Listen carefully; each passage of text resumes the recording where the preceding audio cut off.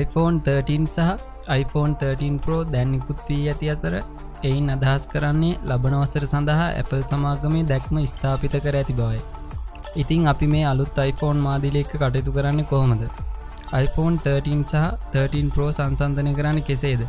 මිලදී ගන්න වඩාත් සුදුසු මොකක්ද? පසුගිය වසරේ වැරදි වලින් Apple සමාගම ඉගෙනගෙන මෙවර Pro මාදිලිය නිසි ලෙස වෙනස් කර තිබේද? මේ වගේ ප්‍රශ්න ගොඩකට පිළිතුරු අපි මේ වීඩියෝ එකෙන් කතා කරමු.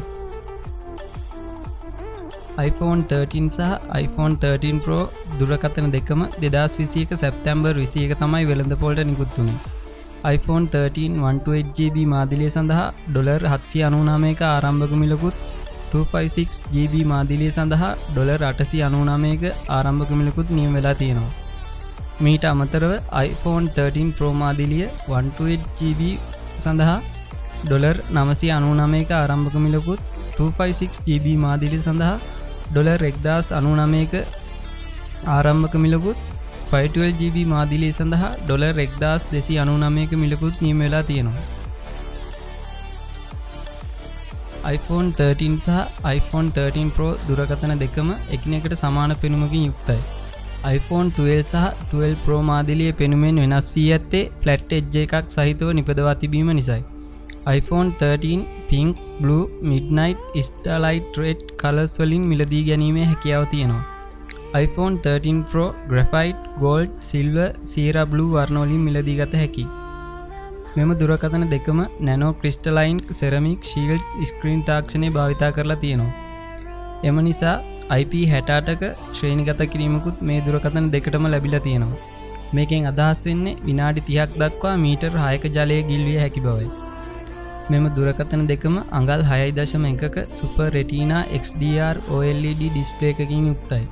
මෙහිදී අපි දකින එකම ප්‍රධාන වෙනස වන්නේ iPhone 13 සුපුරුදු පරිදිම Hertz 60ක refresh rate එකක් සහිතව පැමිණීමත් iPhone 13 Pro 120Hz refresh rate එකක් සහිතව පැමිණීමත් වෙනවා.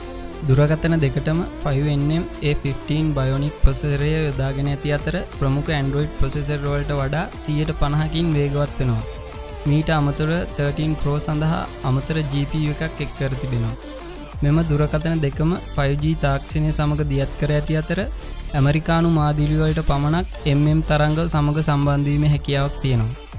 iPhone 13 සඳහා මිලිඇම්පියර් 3240ක බැටරියක් සහ iPhone 13 Pro සඳහා මිලිඇම්පියර් 3095ක බැටරියක් යොදාගෙන තිබෙනවා. මෙම දුරකථන වල බැටරි ආයු කාලය ගැන වැඩි සැලකීමක් බවක් දක්වා ඇති නිසා බැටරි ආයු කාලය වැඩි කරන තාක්ෂණයක්ද යොදාගෙන තියෙනවා. iPhone 12 මාදිලියට සාපේක්ෂව එක්වරක් ආරෝපණය කිරීමෙන් iPhone 13 හට වැඩිදුර පැය 2.5ක කාලයක් ලැබෙන බව Apple සමාගම පවසනවා. දුරකථන බැටරිය ආයු කාලය වැඩි කරන්නේ කොහොමද කියන එක ගැන මම මීට කලින් වීඩියෝ එකක් කරලා තියෙනවා. ඉතින් මේ වීඩියෝ එක බලලා ඔබේ දුරකථනයේ බැටරිය ආරක්ෂාකාරීව වැඩි කාලයක් භාවිතා කරන්න කියලාත් මම මතක් කරනවා. ඒ වීඩියෝ එකේ කාඩ් එක මම මේ වීඩියෝ එකේ ඉහළින් දාලා තියන්නම්. ඉතින් මේ වගේ තවත් දේවල් දැනගන්න මගේ YouTube channel එක subscribe කරන්න. මේ වීඩියෝ එක ගැන අදහස් පහලින් කමෙන්ට් කරන්න.